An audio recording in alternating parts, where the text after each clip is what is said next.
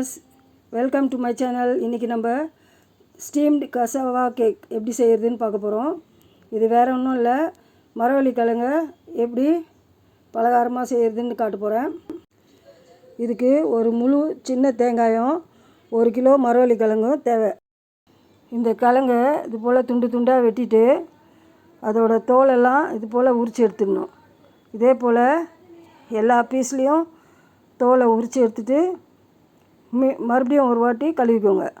அதுக்கப்புறம் இதை இந்த சைஸில் பொடி பொடியாக நறுக்கி எடுத்துக்கோங்க.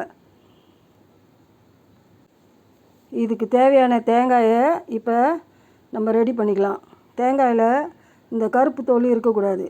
அதை நல்லா சீவிட்டு நல்லா கழுவிட்டு வெள்ளை வெள்ளையல்னு எடுத்து வச்சுக்கோங்க.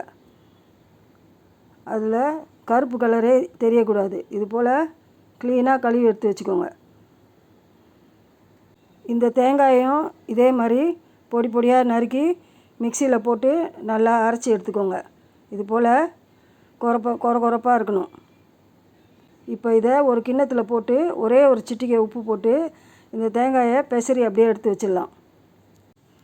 அடுத்ததாக இந்த மரவள்ளி கிழங்கு அதே மாதிரி மிக்சியில் போட்டு கொரப்பாக அரைச்சி எடுத்துக்கணும். ரொம்ப கொரப்பாக இருக்கக்கூடாது, ரொம்ப ஸ்மூத்தாகவும் இருக்கக்கூடாது. இந்த பதத்தில் இருக்கணும். இது போல் ஒரு கிண்ணத்தில் எல்லாத்தையும் எடுத்து வச்சுக்கோங்க. ஒரு அகலமான தட்டு எடுத்து அதில் கொஞ்சமாக நெய் தடவி அதை ரெடி பண்ணி வச்சுக்கோங்க. அதுக்கப்புறம் வேறு ஒரு பாத்திரத்தில் இந்த அரைச்சி வச்ச மரவள்ளி கிழங்கை போட்டு அதில் உங்களுக்கு பிடிச்சமான எந்த கலராக இருந்தாலும் போட்டுக்கலாம். நான் பச்சை கலர் போட்டிருக்கேன். நீங்கள் பிங்க் கலர் போடலாம், இல்லை ப்ளூ கலர் கூட போடலாம், எல்லோ கலரும் போடலாம். இந்த அரைச்ச மரவள்ளி கிழங்குக்கு 3/4 கப்பு சர்க்கரை போட்டிருக்கேன். நான் 175 கிராம் வெள்ளை சர்க்கரை இதில் போட்டிருக்கேன். உங்களுக்கு அதிகமாக வேணுன்னா நீங்கள் இன்னும் கொஞ்சம் அதிகமாக போட்டுக்கலாம். போட்டுட்டு இது போல் அந்த தட்டில் நல்லா பரப்பி விடுங்க.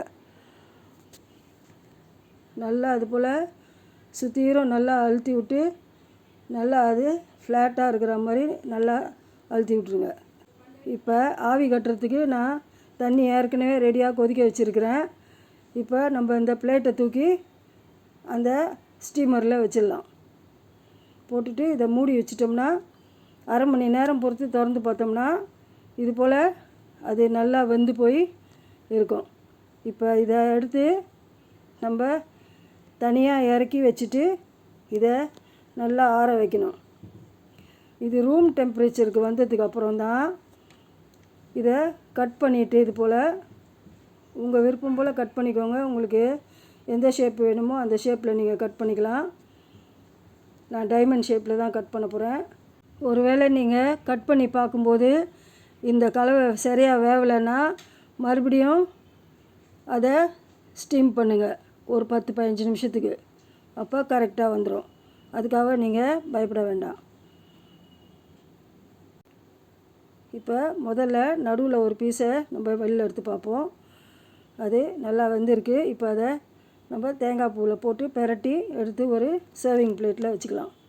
இதே போல் ஒவ்வொரு பீஸையும் எடுத்து அந்த தேங்காய் பூவில் நல்லா பெரட்டி எடுத்து இப்படி அழகாக எடுத்து வச்சுக்கோங்க. பாருங்கள், இப்போ இது ரெடி ஆயிடுச்சு. இந்த கசாவா கேக் உடம்புக்கு ரொம்ப நல்லது.